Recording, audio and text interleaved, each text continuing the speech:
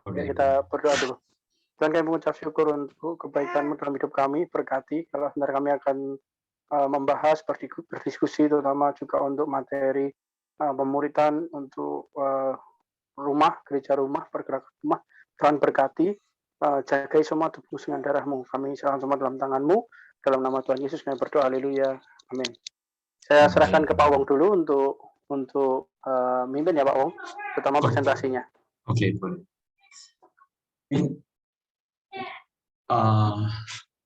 Mungkin saya sharing isi hati saya dulu. Iya ya Pak Wong. Iya, karena saya sebagai visionary datang itu, karena saya tahu Indonesia sebagai sebuah negeri yang mempunyai populasi yang terbesar orang Muslim. Ya. Jadi waktu saya mengingkaukan gereja dulu, ya, hati saya mau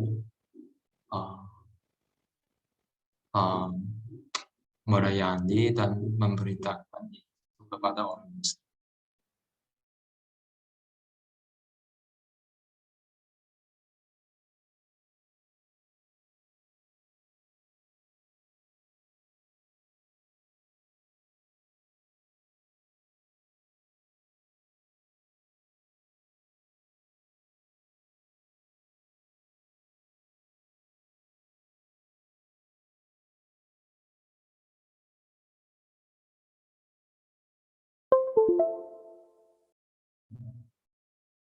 Saya ikuti sebuah training tentang simbol, ya, itu namanya Sume. Dan tiba-tiba hati saya dibuka dan saya bisa melihat apa yang saya bisa lakukan, apa yang saya bisa menjalani dengan RCC. Ya, kalau menurut saya mau berjalan dengan RCC dan jalan bersama untuk orang yang unreached people di Indonesia. Ya, ini hadis. Saya mau sharing dan mau belajar bersama dengan RCC. Ya, itu. Nah, hari ini saya akan sharing. Ya, saya sharing screen. Yuk, Pak Wong share screen. Sudah boleh. Bisa. Oke. Ini Pak Wong, maaf, ini ada Pak Sigit ya, yang Gembala RCC Jogja. Oke. Dan juga ada Pak Popo, ini dari RCC Surabaya. Oke, welcome. Nah, jadi mungkin Pak Wong nanti bisa sambil supaya mereka bisa ngerti juga. Oke. Salam semuanya. Ini adalah website Sume Training. Ya, Sume itu menurut saya itu sangat bagus karena semuanya trainingnya, materialnya semuanya free. Itu sejak 2019 sampai sekarang cuma 2 tahun. Tapi ada bahasanya, ada 20-an bahasa, ya, sama bahasa Indonesia. Ya. Jadi trainingnya sudah lengkap sekali semuanya. Material lengkap sekali. Bagaimana bikin gereja simple church, ya, itu sangat lengkap, ya. Jadi coba kita nonton dan baca bersama. Ini ya yang Nah, ini adalah introduction. Pelatihan Sume. Pelatihan Sume adalah pengalaman belajar online dan kehidupan sehari-hari yang dirancang untuk kelompok-kelompok kecil yang mengikuti Yesus untuk belajar bagaimana mematuhi amanat agungnya dan menjadikan murid-murid yang berlimpah ganda. Nah, coba kita nonton video dulu.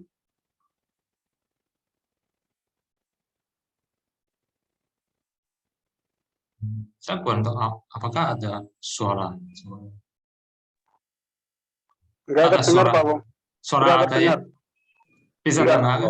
Bisa ya? Oke. Pak Wong yang dengar ya, tapi klipnya belum ya, Pak Wong? Waktu di share screen Pak Wong. Oke, saya share Share lagi. screen tapi di checklist. Iya, oke. share screen. Oke. Sorry ya. Coba lagi ya.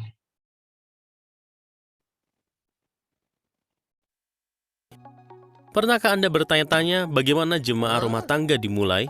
Bagaimana segelintir pengikut anak tukang kayu yang tidak jelas, yang semua tinggal di pinggiran kota kecil di Timur Tengah, menjadi revolusi global yang kini hampir sepertiga populasi manusia menjadi anggotanya.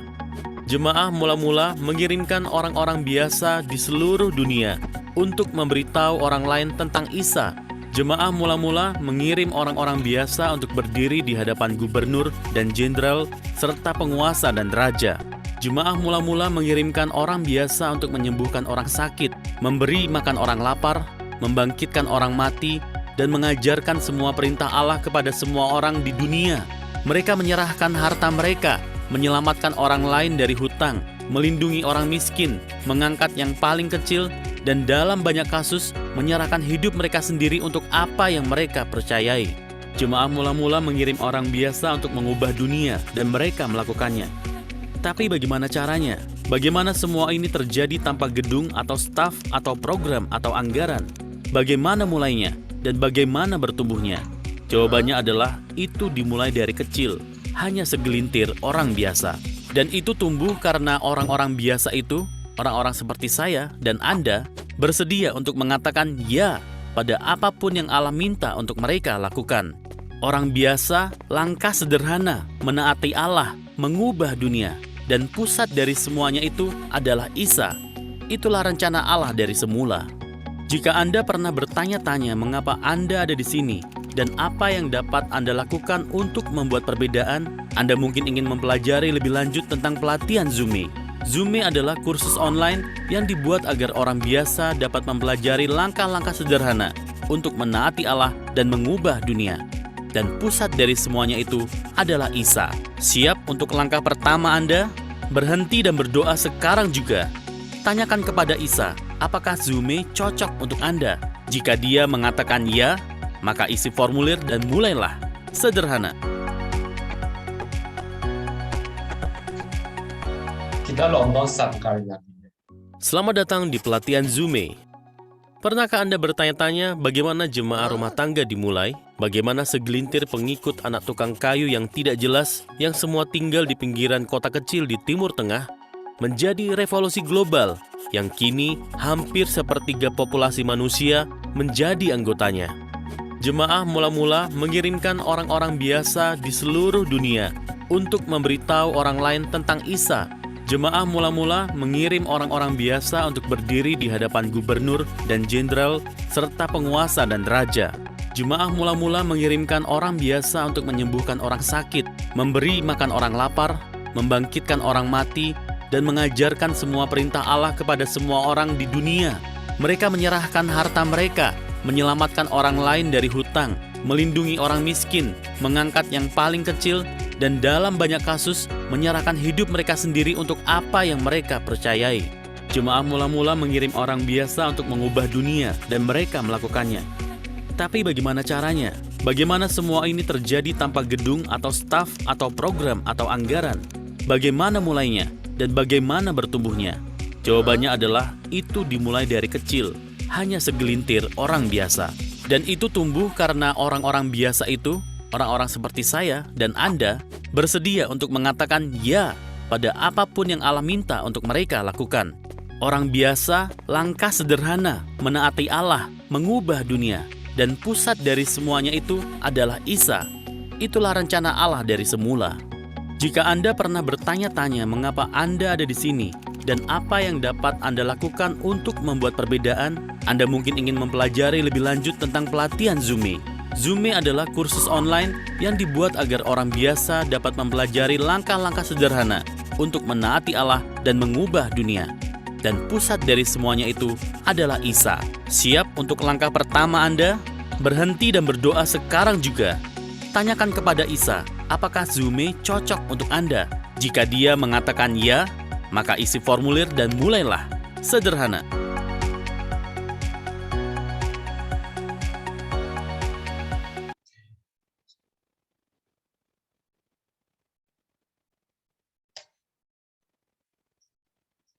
Sejak waktu Tuhan Yesus ya,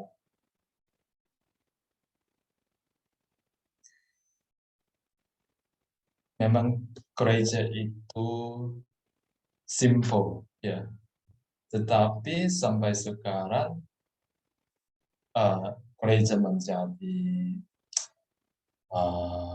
not simple. Ada banyak kegiatan ya, hal-hal yang banyak complicated, not simple. Jadi Zume itu ada bilang simple church, bahwa gereja kembali ke zaman Tuhan Yesus.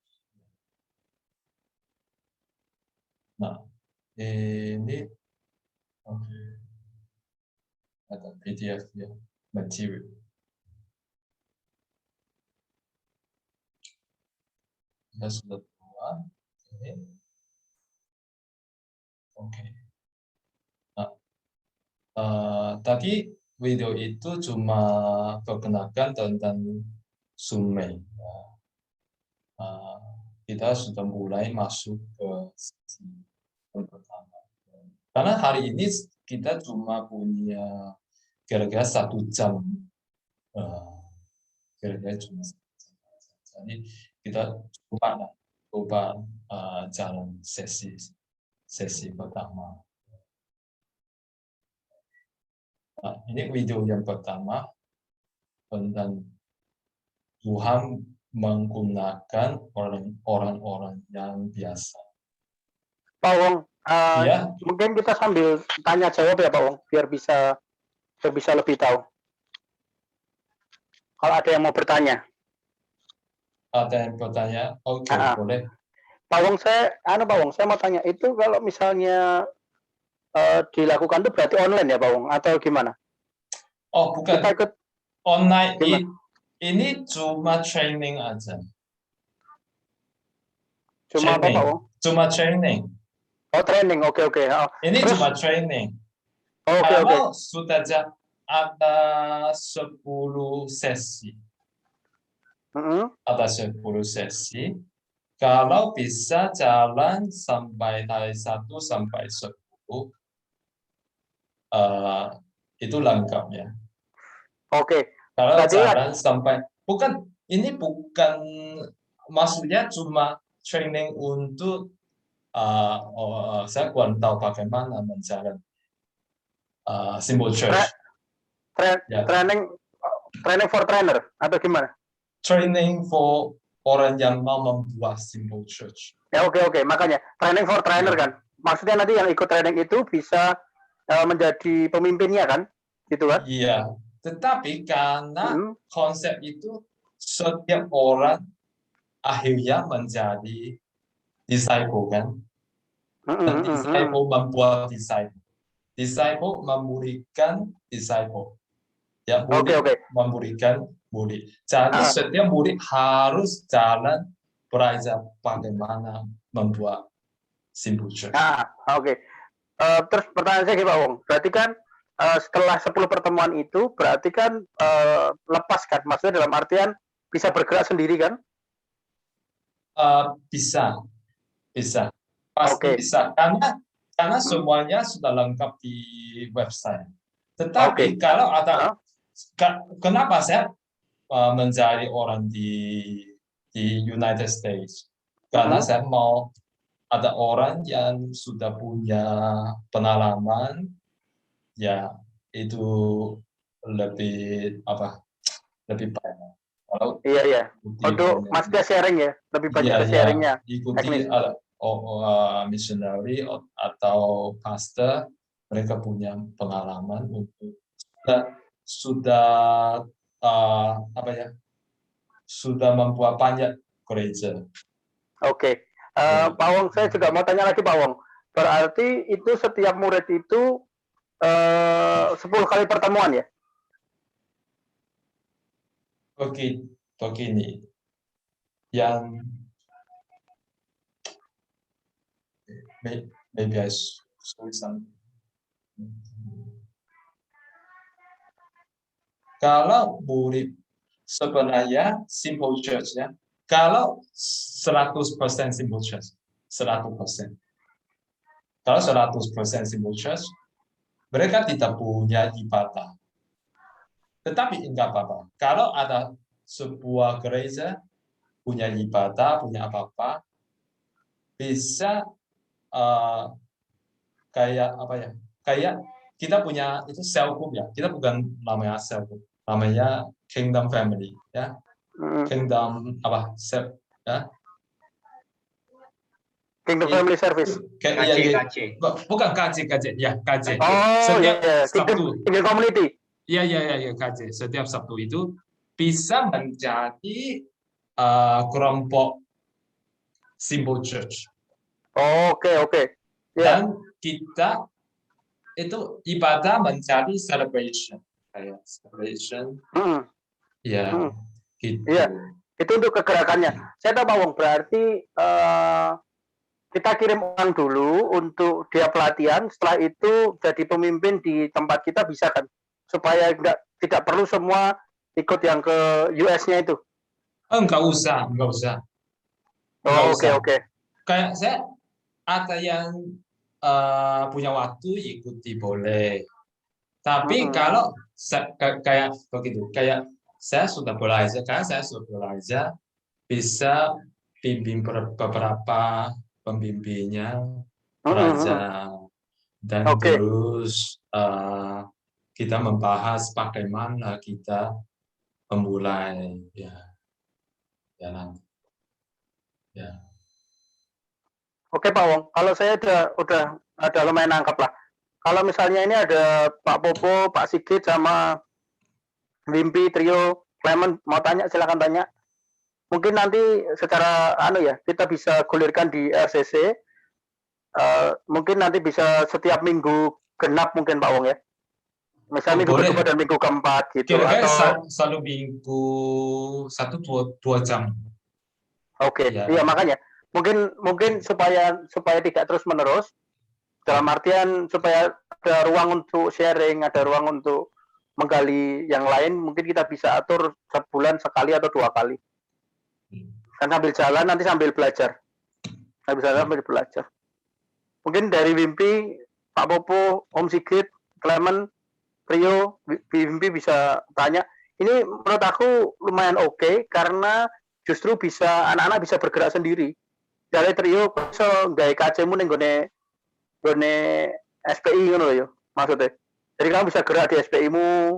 Tadi nanti Clement bisa gerak di anak-anak Evane. Itu menurut aku lebih oke sih. Lebih oke.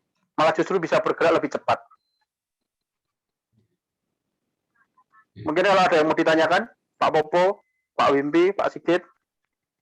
Dorong bro, aku kayak ngikuti sih ya, tadi masuknya telat soalnya. Ya oke lagi mulai, memang udah. Aku ya belum ada, cuman tertarik sih, menarik ya. Dari klip sing diputer tadi, itu nek kita praktek maksudnya bisa untuk anak-anak yang benar sih diomong ke Mas Boto ya, supaya untuk anak-anak belajar juga toh, untuk misalkan ke bawah mereka bisa gerak sendiri-sendiri, lebih fleksibel dan sebagainya. Menurutku menarik ini. Iya. Mungkin nanti Pak Wong, untuk dari RCC, mungkin Mutia juga bisa mulai ya. Saya udah bilang Mutia sama Niko, sama Cipe, nanti kalau trio juga bisa ya, yuk. Mungkin supaya bisa belajar dulu, baru setelah itu kita bisa, kalau dia, maksudnya gini, lebih intens belajarnya, nanti baru yang di RCC kan, apa KC itu kita bisa pecah-pecah lagi, kan bisa ngelit gitu loh. Ngerti nggak sih tak maksud ya, yuk? Aku coba lihat materinya apakah hanya ini?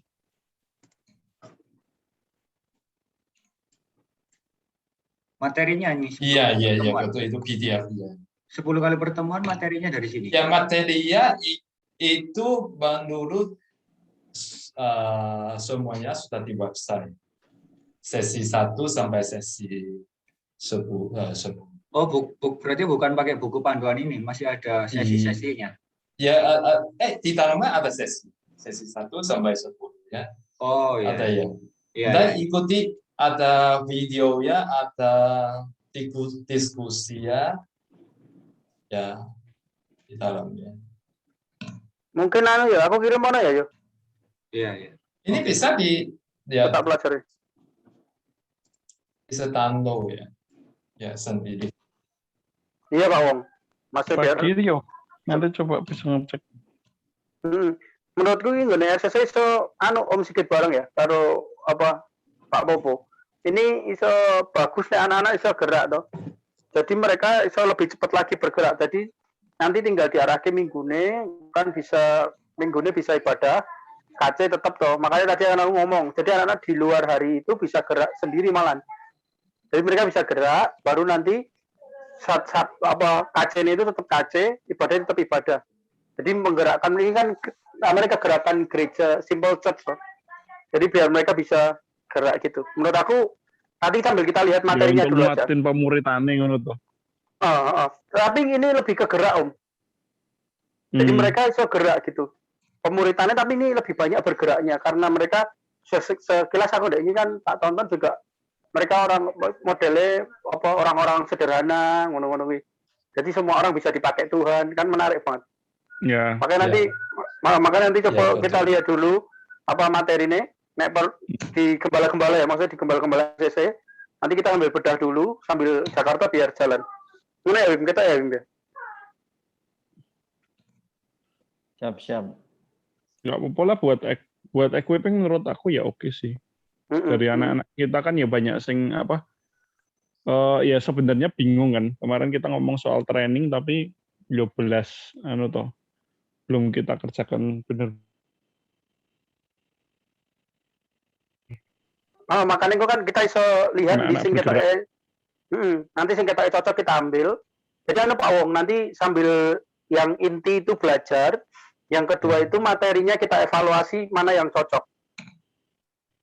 Gitu supaya bisa terserap dengan baik lah. Iki online toh, Bro? Sing online itu Jakarta ki ya online kan? Sing online itu untuk pelatihannya Om. Oh, lah yang besok kamu sama sing Jakarta mau gerak tuh apa? Dicoba diterapkan di KC gitu. Neng KC kita KC. Jadi mungkin nanti neng KC ini kita terapkan 2 minggu sekali atau 3 minggu sekali. Sebulan bisa sekali 2 kali. Sambil sing inti fungsinya trio Mutia bisa meeting, bisa ikut trainingnya sama yang US itu. Karena kan yang US itu udah punya banyak gereja ya Pak Wong. Yang dari yang Amerika itu udah punya banyak gereja ya? Dia cuma fokus simple church itu. Simple church makanya kan sudah bergerak kan? Iya. Jadi supaya sharing itu dia sharing summit. Iya. Mungkin kita dahulu jalan 10 sesi dan punya konsep yang lengkap semuanya. Iya Pak Wong, nanti yang yang training itu biar komplit 10 sesi. Iya. Yang training biar 10 sesi, Ini kan nanti ada gembala-gembala RCC, ada Koyandi juga. Jadi supaya kita punya materinya dulu, kita bedah. Jadi yang training tetap training dulu 10 sesi, tapi yang diterapkan di KC nanti kita lihat. Iya, boleh. Gitu. Boleh. Jadi seperti itu. Kita boleh. Jadi Ya. jadi supaya bisa tahu. Karena di dalamnya dia ada cara untuk bagaimana menjalan self group. Itu bukan namanya self group, sebenarnya self group itu adalah signature. Ya. Iya, benar. Ya, dan kita bisa belajar dulu ya. Jangan nanti bahas. Ya. Ini pusatnya di mana, Pak Wong? Pesan apa? Pusatnya. Pusat ya. China. Pusatnya masuk pusatnya yang Sumei ini. Ya. Oh, mungkin Amerika. Oke. Ya, tetapi sudah banyak tempat sudah dipakai. Kayak saya dengar di India, ya mereka bilang setiap hari ada satu simposium melahirkan. Sangat cepat di India. Ya. Pak Wong, saya mau tanya, kalau ini saya belajar sendiri bisa enggak tanpa 2-3 orang? Boleh. Bisa. Boleh. Ya, tapi supaya kamu coba baca London dulu satu kali. Ya, karena di dalamnya ada setiap sesi atau setiap video ya, dan ada diskusi. Videonya ada di sini kan, Pak Wong? Ya, itu kan masuk dan mulai sesi yang pertama dan ikuti.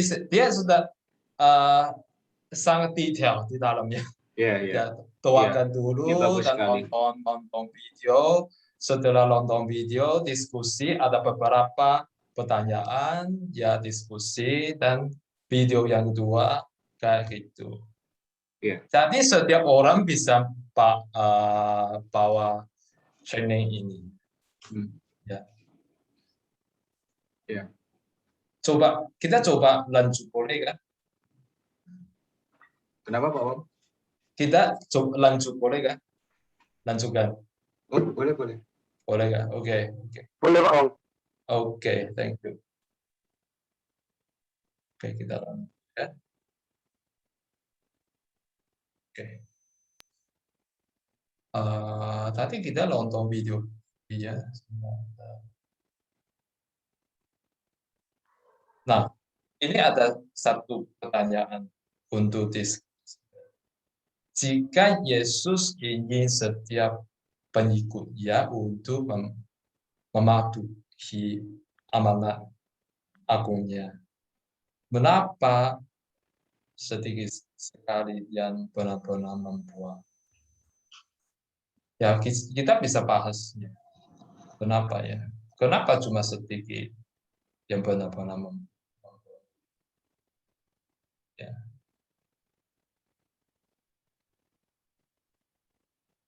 Kalau di Indonesia, gereja di Indonesia, gimana? Kita bisa membahas. Ya. Saya copy ya. Mungkin cuma beberapa menit. 5 menit.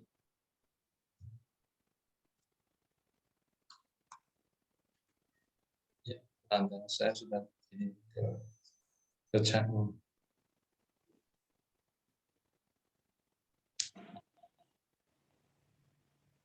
Ya.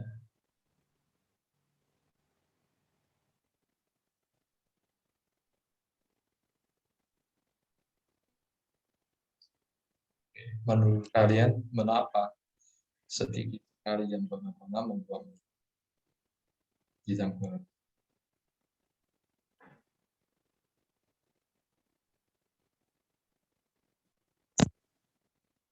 Ya mungkin karena nggak tahu Pak caranya, atau karena apa ya, satu nggak tahu caranya, yang kedua mungkin males untuk melakukan. Malas ya.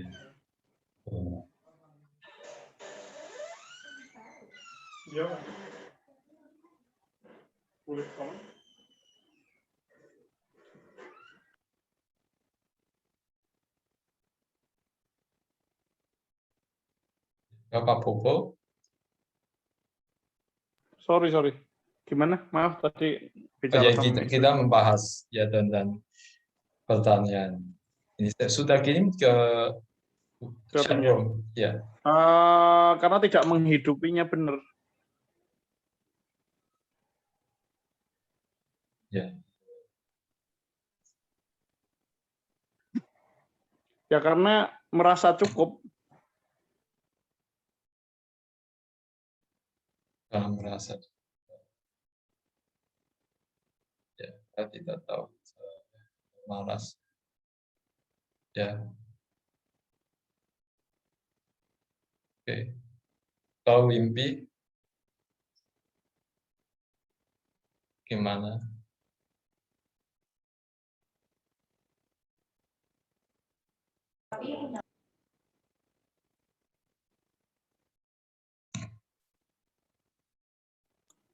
Sorry Pak Wong, gimana Pak Wong? Tadi baru ada ngobrol untuk besok. Ya, Maaf. ya, Sorry Pak. Bro, rasa sana minggu depan kan? Apa besok? Besok. Besok ini? Malam ini wis mulai. Oh, alah, ya wis lanjut. Gimana Oke. Pak Wong? Maaf. Kita bahas tentang pertanyaan saya sudah dikirim ke chat room itu. Mengapa sedikit sekali yang pernah membuat murid? Ya, karena banyak orang tidak mau mengambil resiko ya Pak Wong ya, tidak menghidupi nilai-nilai.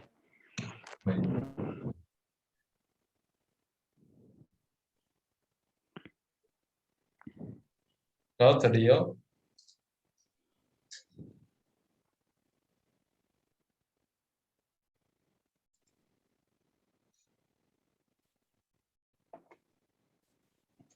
Ya, senternya bukan Allah ya.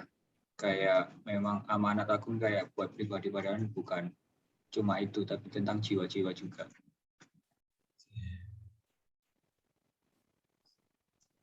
Kadang-kadang, iya, saya nangkapnya gitu sih Mas Ian. Kadang-kadang kayak amanat agung itu buat pribadi badan amanat agung itu juga salah satu tentang jiwa-jiwa gitu. tidak menilai, tidak mengerti isi hati Tuhan. Itu buat kita lanjut ya.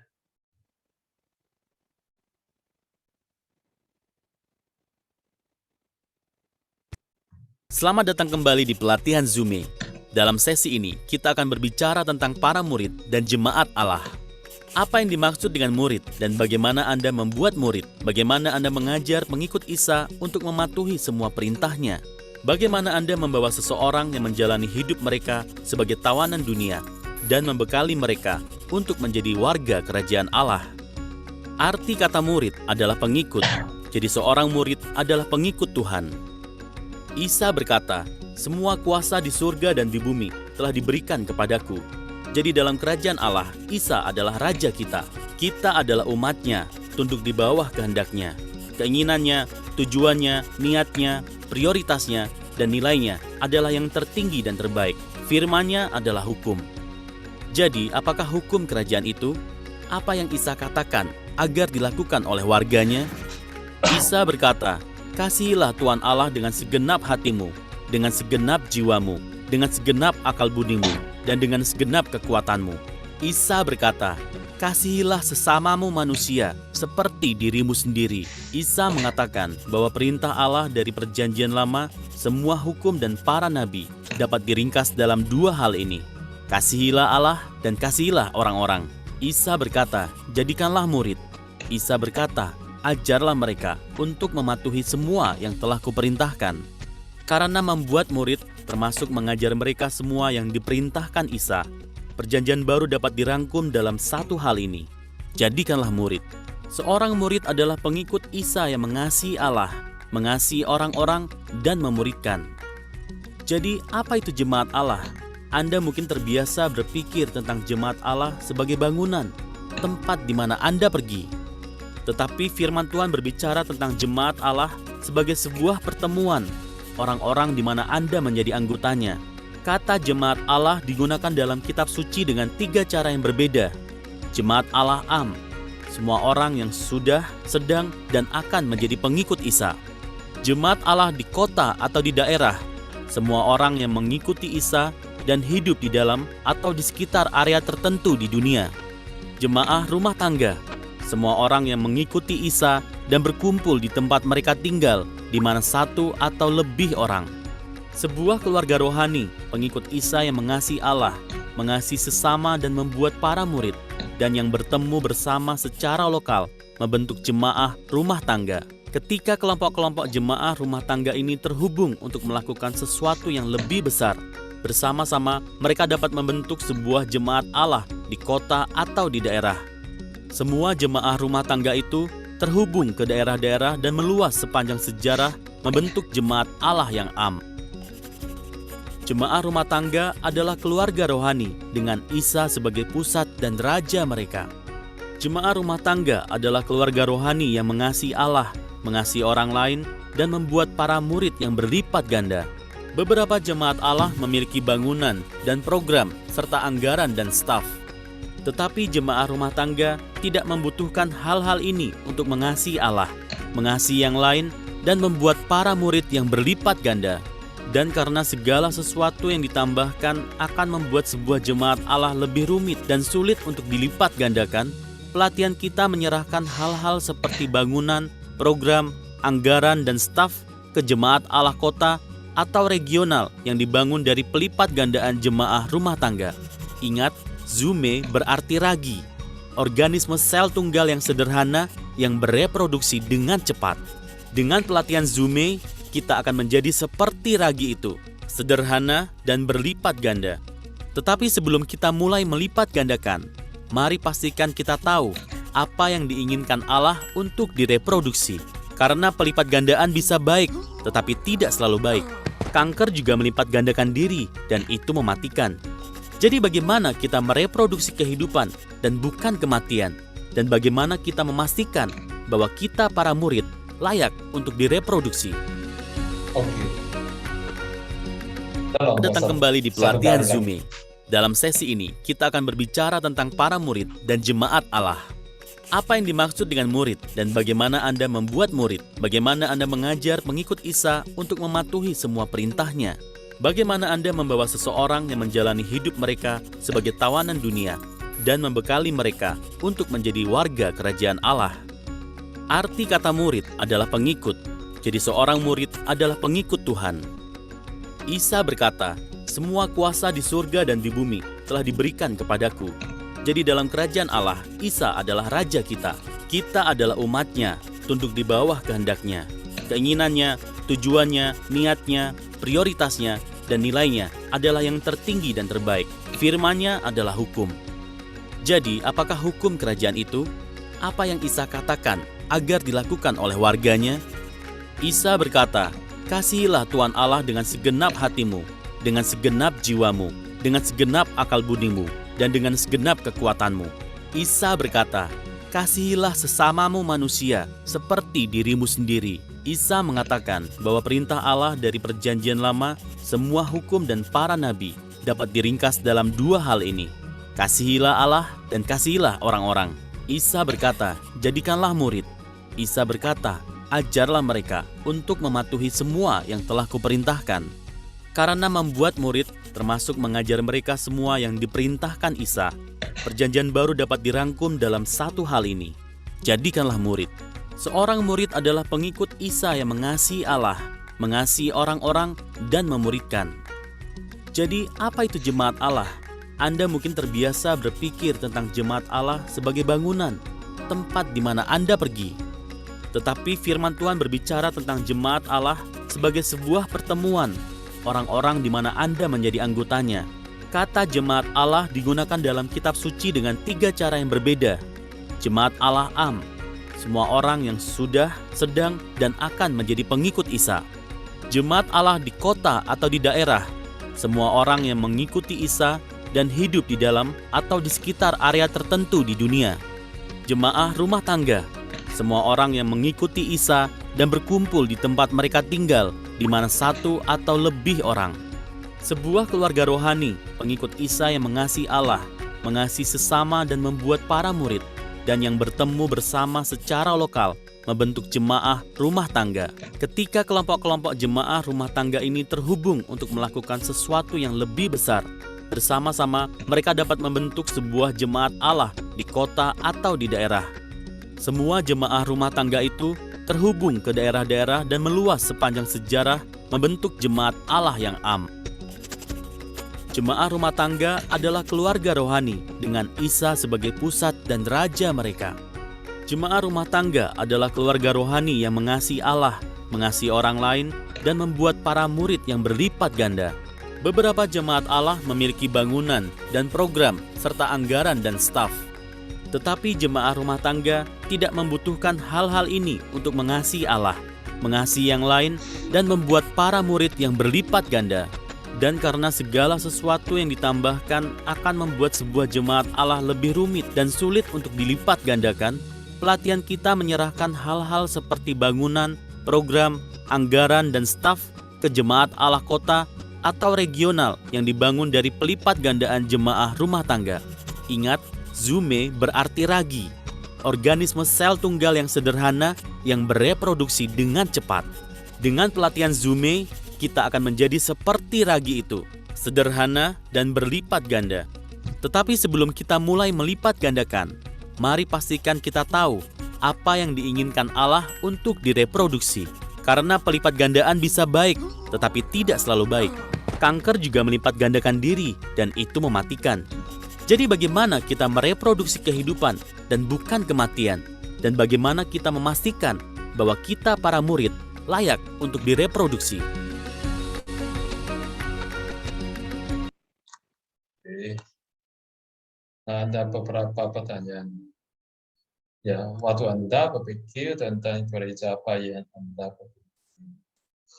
Ya, yang kedua, apa perbedaan antara gambaran itu dengan apa yang dikembangkan dalam video sebagai sebuah gereja sederhana? Nah, yang ketiga, yang satu yang menurut Anda akan lebih mudah untuk berlipat ganda dan mengapa? Ya.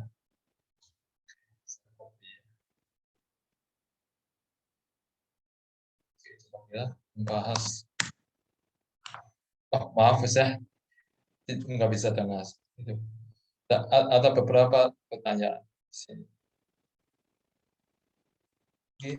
Oh, sorry.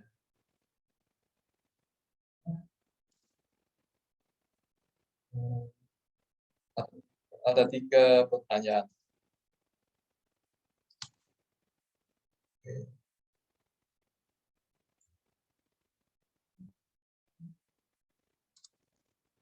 Sini. Oke. Nah.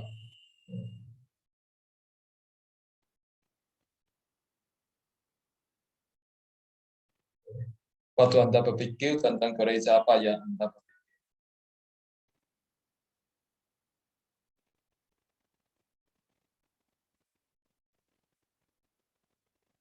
Leo?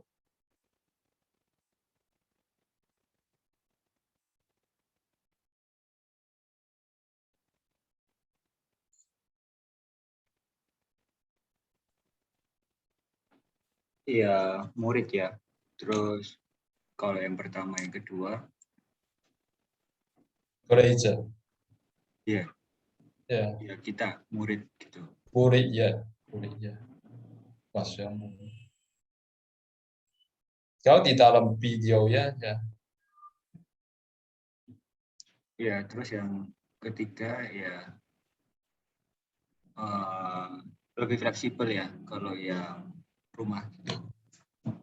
Ya itu tadi nggak ada proposal, nggak ada keuangan dan sebagainya, program. Jadi ya benar-benar intinya memuridkan gitu.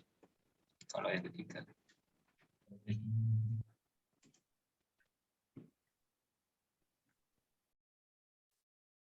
Kalau Mas Ambodo. Saya udah tulis ya Pak itu. Ya. Saya tulis di chat.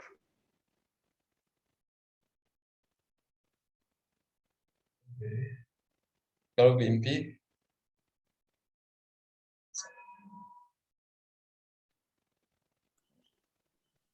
Waktu Anda berpikir tentang gereja, apa yang Anda pikirkan? Ya, berpikir tentang gereja ya gedung, terus jemaat yang banyak kekomplekkan di situ gitu. Maksudnya harus ada seperti ini, seperti itu gitu ya Pak ya. Tapi terus pertanyaan kedua, apa perbedaan antara gambar itu dengan apa yang digambarkan? Waktu saya lihat gambarnya beda sekali, ternyata gereja yang digambarkan dalam video itu lebih simple dan sangat fleksibel dan menekankan esensinya menurut saya itu justru di hubungan, di pemuritannya. Itu yang membuat beda gitu ya, membuat sederhana dan justru lebih berkembang gitu kan.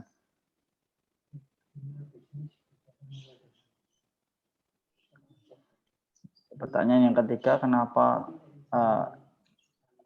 mengapa gitu ya?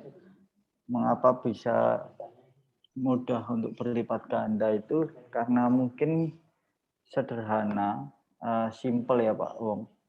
Simple dan tidak terlalu kompleks karena dalam arti gini, tidak memikirkan program dan lain-lain itu dari saya Pak. iya. Ya, ada yang lain mau sharing? Kreiman baru masuk ya. Sudah dari tadi Pak Wong. Kreiman. Iya Pak. Halo.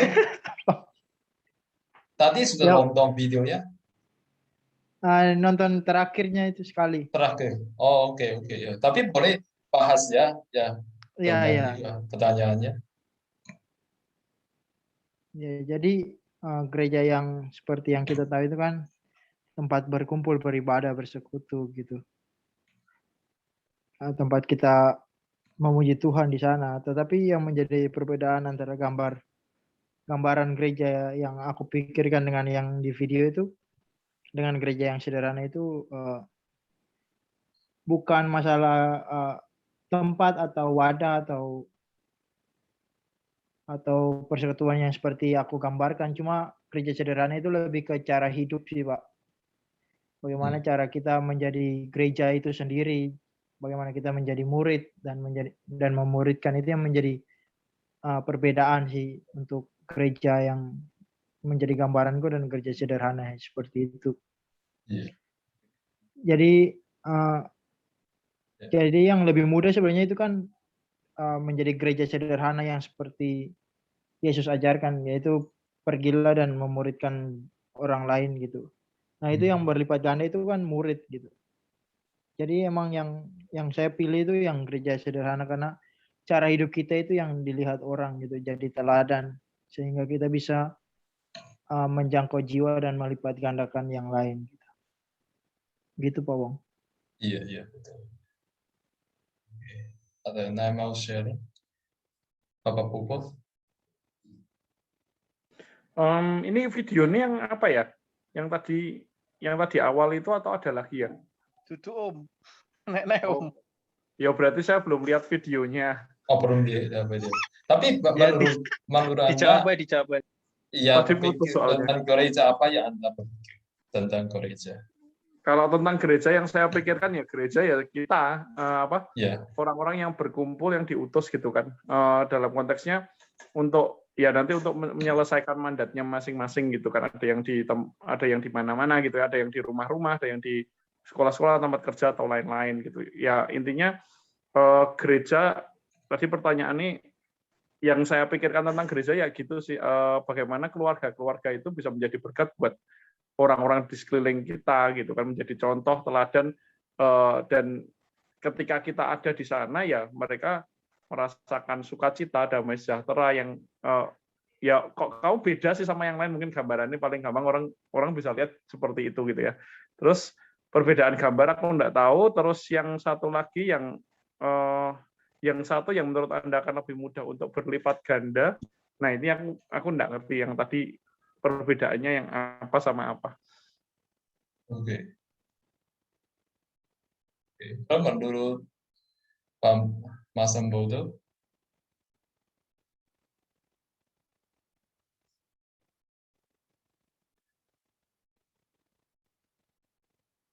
Itu Pak Wong, yang saya udah chat di atas.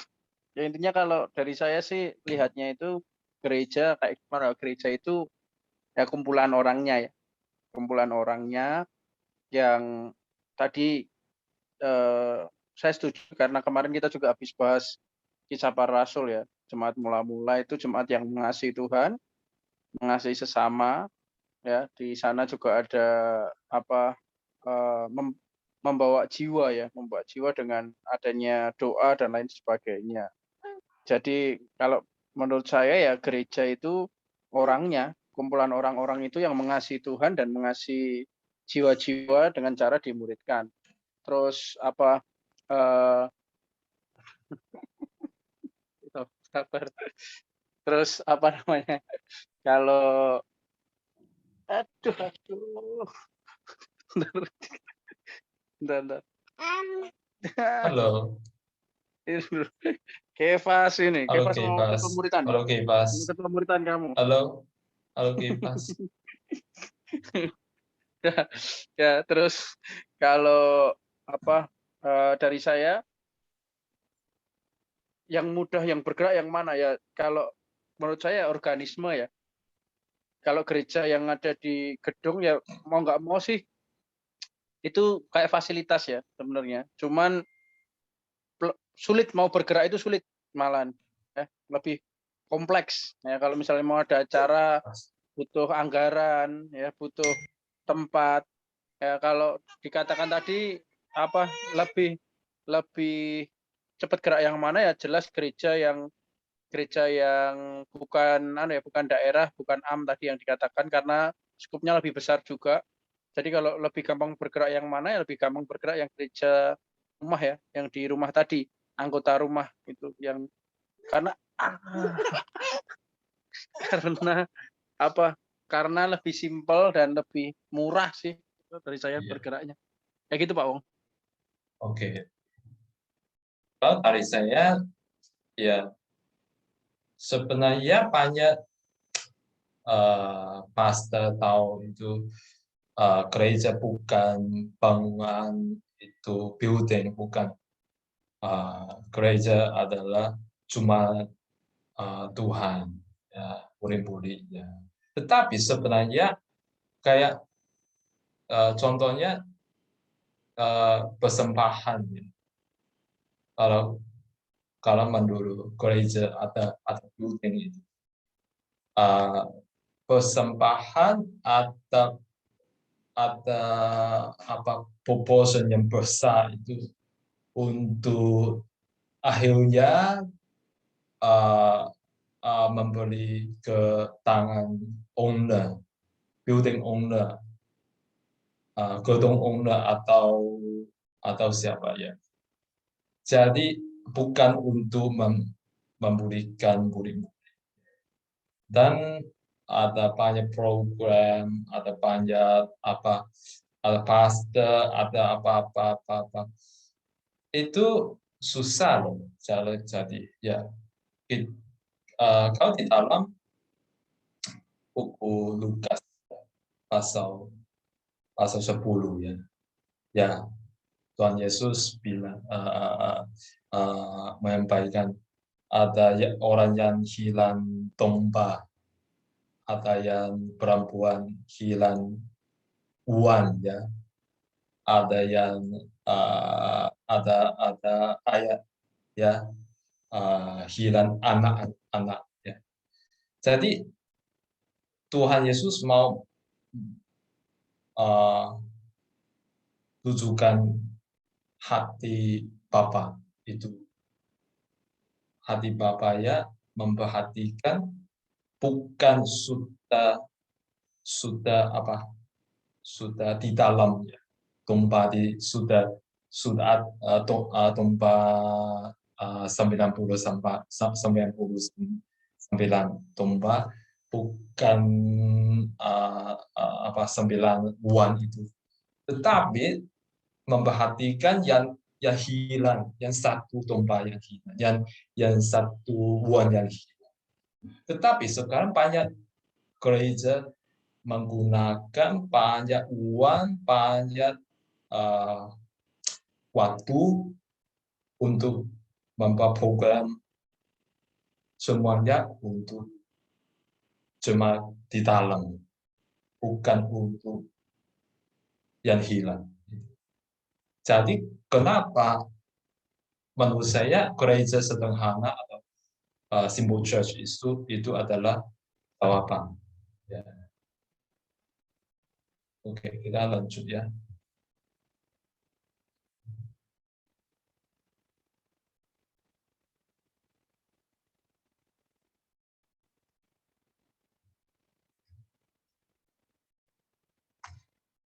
Oke. Sudah.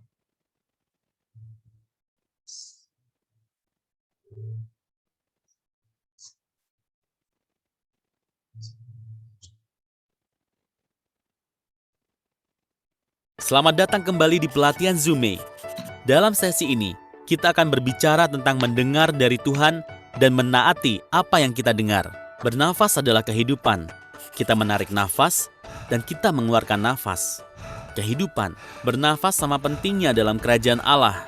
Bahkan Allah menamai roh sucinya, nafas.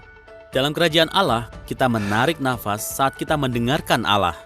Kita menarik nafas saat kita mendengarkan Allah melalui firman-Nya, kitab suci.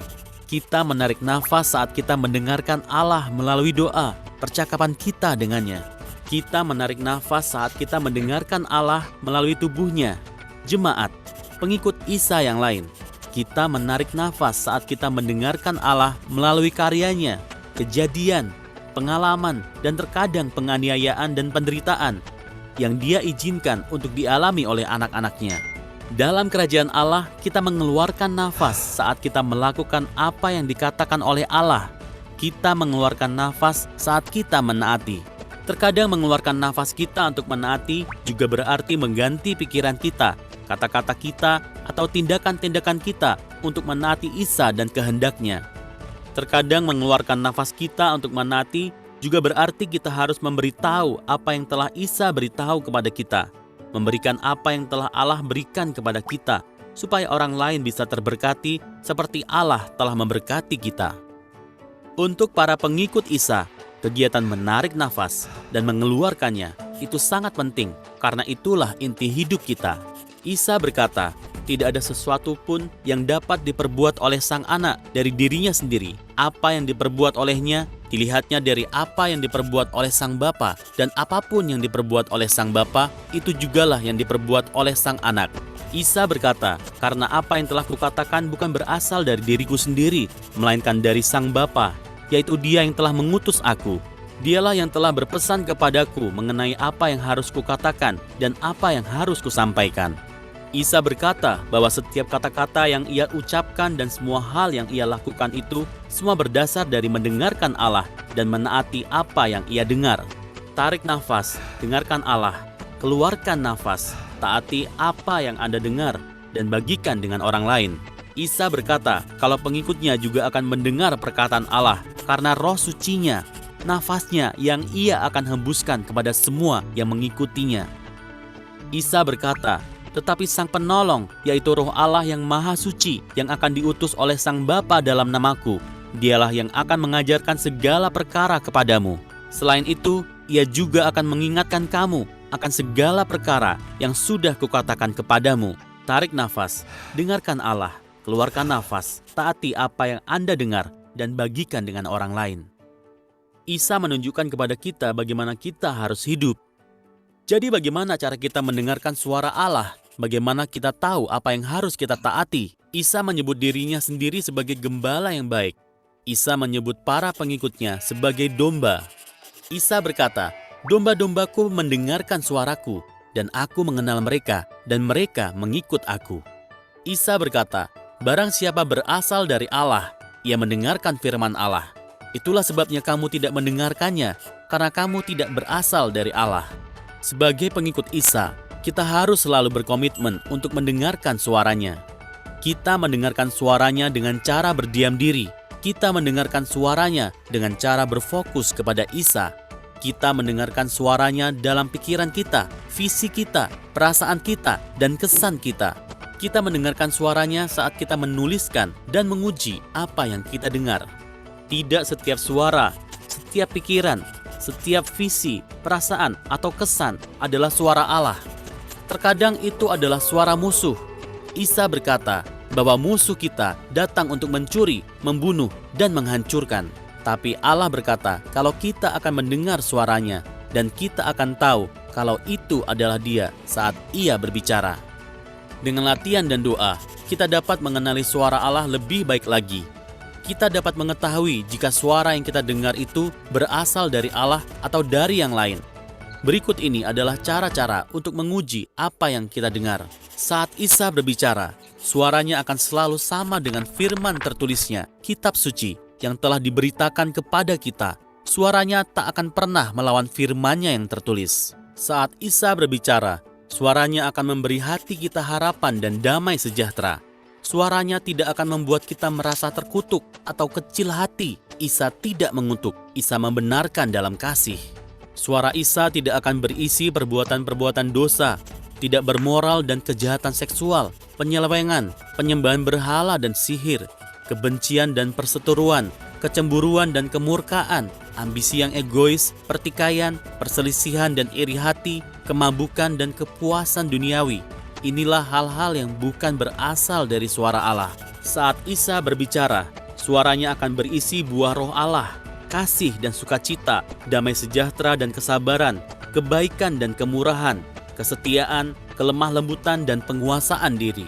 Saat Isa berbicara, suaranya memberi rasa percaya diri, bukan keraguan.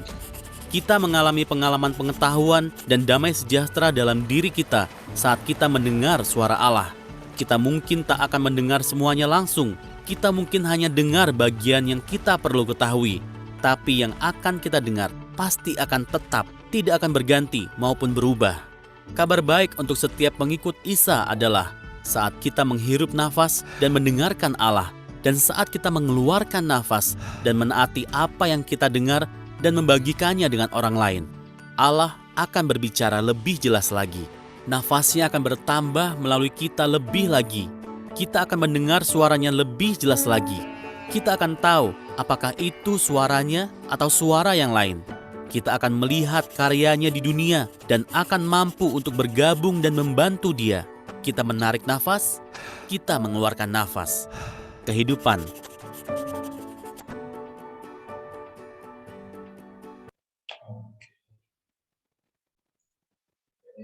Pertanyaan ya bahas ya. Yang pertama, mengapa penting untuk belajar mendengar dan mengenai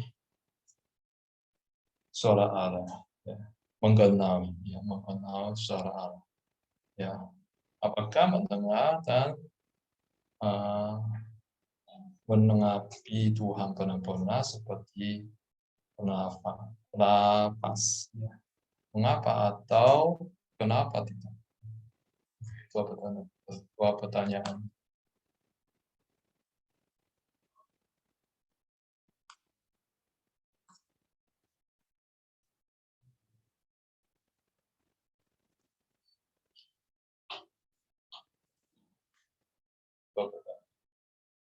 Coba bahas ya.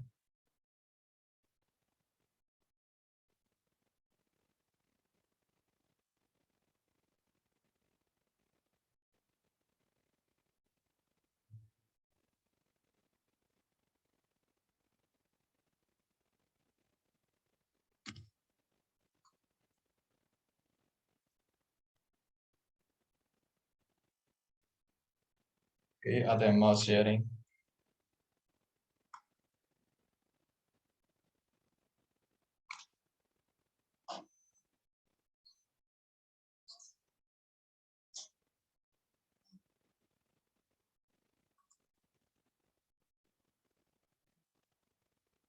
Tanya.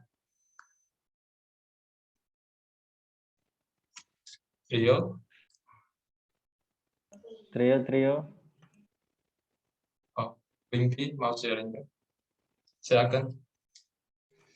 Trio Pak Wong itu Pak Wong.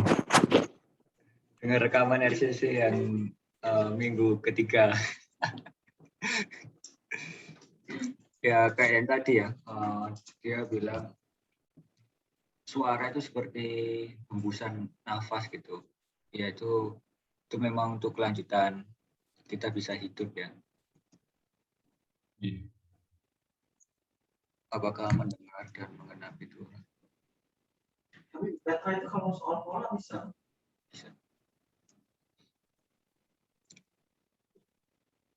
Ya hampir sama kayak ini. Oke. Oh. Ya Mas Winby. Siapa Wong? Ya kalau dari saya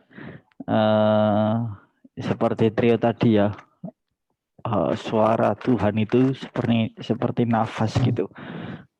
Saya ingat satu kalimat di firman Tuhan, di luar aku,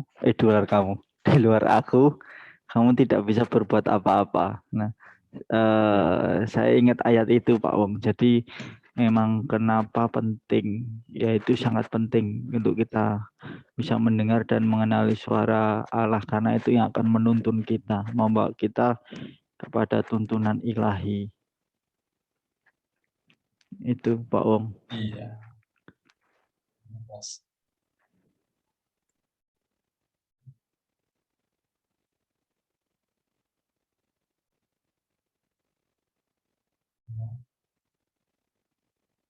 Mas Foto. Ya sama Pak Wong, kalau dari saya intinya itu kan supaya kita ini mengerti kemana harus pergi, karena tanpa gembala itu kan domba nggak bisa apa-apa ya. Jadi domba kan tidak punya alat untuk mempertahankan diri. Domba itu kan powerless ya, yang powerful itu kan gembalanya. Ya, kalau kita nggak bisa dengar Tuhan mau kemana dan kita tidak kenal, salah dengar ya, kita bisa tersesat dan bisa mati gitu. Benar-benar bisa mati karena musuh serigala itu kan berkeliling ya. Jadi kalau kita nggak dengar Tuhan, nggak mengenali suara Tuhan, ya kita akan tersesat. Nah, terus apakah mendengar dan menanggapi Tuhan itu benar-benar seperti bernafas? Kalau menurut saya analogi ini bisa dikatakan bisa. Intinya itu kalau kita hanya mendengar tanpa mentaati itu ya sama aja. Sama juga bohong. Sama aja kita nggak kemana-mana. Karena ya kayak kalau dianalogikan bernafas ya sama aja ambil nafas tapi nggak dikeluarkan. Atau sebaliknya dikeluarkan tanpa menghirup ya sama aja mati. Dua-duanya ya kegiatan yang memang harus seimbang antara mendengar dan mentaati suara Tuhan gitu. Kalau dari saya kayak gitu Pak Wong. Kalau seorang bayi waktu dia melahirkan, hal-hal yang pertama dia lakukan itu apa? Bayi nangis ya. Kenapa dia nangis? Waktu dia nangis dia nafas ya. Ya, itu ya hal-hal yang pertama manusia lakukan. Jadi ini sangat penting setiap orang Kristen. Kita harus mengajarkan jemaat semua ya, bisa menafas, mendengarkan dan melakukan. Oke, yang terakhir saya sharing video yang terakhir. untuk membaca kitab.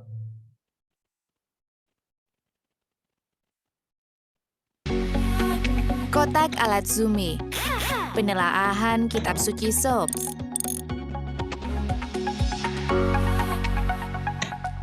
Ikuti panduan Zume Anda.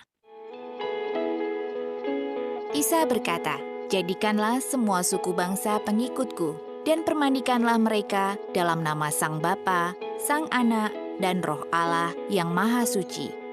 Ajarlah mereka menaati segala sesuatu yang telah kuperintahkan kepadamu." Jika setiap pengikut Isa harus mematuhi semua yang diperintahkan Isa, maka mereka perlu tahu apa yang diperintahkan Isa. Perintah utama dan amanat agung adalah kesimpulan yang bagus tentang apa yang perlu dikatakan Allah kepada kita. Tapi, jika seorang pengikut Isa ingin berkembang sepenuhnya yang seperti Allah inginkan, maka mereka perlu mengetahui dan menaati lebih lagi. Sobs merupakan singkatan dari Scripture atau kitab suci, observation atau pengamatan, application atau penerapan, prayer atau doa, dan sharing, membagikan. Ini adalah cara sederhana untuk mempelajari dan mengingat metode pembelajaran kitab suci yang efektif, yang dapat digunakan oleh setiap pengikut Isa. Mari kita lihat setiap bagian lebih jauh lagi. Ketika Anda membaca atau mendengar kitab suci, tuliskan satu atau lebih ayat yang sangat berarti bagi Anda hari ini. Pengamatan, tulis ulang ayat-ayat itu atau poin-poin penting dari kitab suci itu dengan kata-kata Anda sendiri untuk membantu Anda memahami maknanya dengan lebih baik. Penerapan, pikirkan tentang apa artinya menaati perintah atau konsep ini dalam hidup Anda sendiri. Apa yang harus kamu lakukan? Apa yang harus Anda lakukan dengan berbeda? Tulis ini. Doa, beritahu Allah apa yang telah Anda baca dalam firman-Nya dan apa yang Anda pahami tentang menaati perintah-Nya. Lalu terapkanlah apa yang telah Anda pelajari. Berbagi, minta Allah menunjukkan kehendak-Nya. Kepada siapa Anda harus membagikan hal yang telah Anda pelajari dan bagaimana Anda menerapkannya. Jadi, mari kita menerapkan Sobs. Kitab suci. Kitab suci mengatakan, "Sebab rancanganku bukanlah rancanganmu, dan jalanmu bukanlah jalanku." Demikianlah firman Tuhan. Seperti tingginya langit dari bumi, demikianlah tingginya jalanku dari jalanmu, dan rancanganku dari rancanganmu. Yesaya 55 ayat 8 hingga 9. Pengamatan. Sebagai manusia, saya terbatas akan apa yang saya ketahui dan bagaimana cara saya melakukannya. Allah tidak terbatas dalam segala hal. Ia melihat dan mengetahui segalanya. Ia bisa melakukan apa saja. Penerapan. Karena Allah mengetahui segalanya dan rencananya adalah yang terbaik, saya akan lebih berhasil dalam kehidupan jika saya mengikuti rencananya daripada mengandalkan rencana saya sendiri. Doa. Allah, saya tidak tahu bagaimana cara menjalani kehidupan yang baik, cara menyenangkan Engkau dan membantu orang lain. Jalan saya membawa saya kepada kesalahan. Rancangan saya membawa kepada penderitaan. Mohon ajari saya jalan-Mu dan rancangan-Mu. Biarkan Roh Suci-Mu menuntun saya. Berbagi. Saya akan membagikan ayat-ayat ini dan penerapannya dengan teman saya Asep yang sedang melalui masa-masa sulit dan butuh arahan untuk keputusan penting yang sedang ia hadapi. Penelaahan kitab suci Sobs, salah satu alat sederhana dalam kotak alat Zume. Oke, bisa paham ya? Oke, ada pertanyaannya?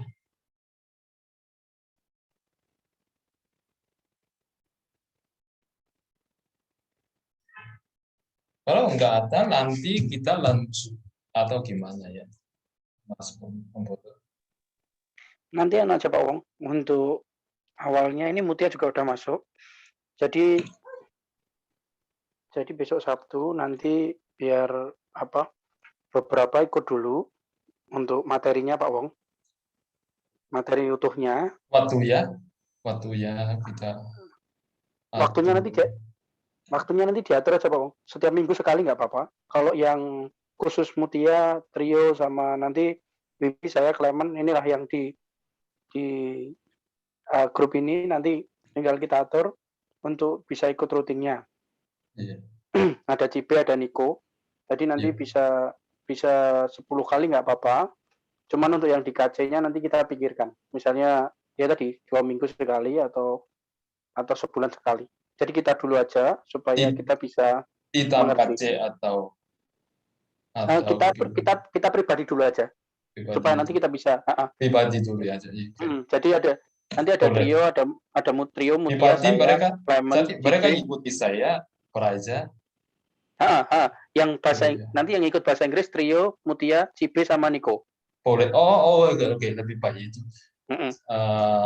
Oke. Sabtu pagi. Bisa nanti biar mereka konfirmasi sendiri ya Pak Wong. Bisa. Nanti saya nanti saya hubungi mereka. Hubungi aja. Trio sama Mutia sama Niko. Ya, sama Yosua. Sama Yosua empat. Oke. Nanti coba dihubungi aja kalau misalnya mereka bisa. Jamnya biar ikut, kalau enggak apa-apa, misalnya bisanya 2 orang, 3 orang, nggak apa-apa. Biar mereka belajar dulu 10 kali, 10 kali pertemuan. Setelah itu baru nanti sembari saya kan belajar materinya sama gembala-gembala RCC. Yang lain Jogja sama Surabaya sama Ko Henry. Baru nanti kita terapkan untuk di KC-nya seperti apa. Nanti kita lihat teknisnya. Setiap Sabtunya itu Pak. Yang di Kingdom Community-nya.